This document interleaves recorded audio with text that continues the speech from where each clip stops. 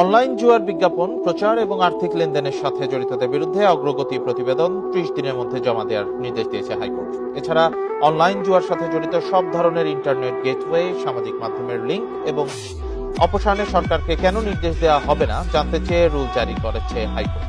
একই সাথে অনলাইনে জুয়া বন্ধে এবং জড়িতদের কার্যক্রম সার্বক্ষণিক পর্যবেক্ষণের জন্য মনিটরিং সেল গঠনের কেন নির্দেশ দেওয়া হবে না তাও জানতে চাওয়া হয়েছে।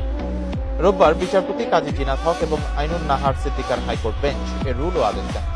এ নিয়ে দায়ের করা রিটে বলা হয়, প্রচলিত আইন এবং সংবিধান অনুযায়ী যে কোনো ধরনের জুয়া খেলা বেআইনি ও অপরাধ, কিন্তু বিবাদীদের নিষ্ক্রিয়তার কারণে অনলাইন জুয়া মহামারী আকার ধারণ করেছে।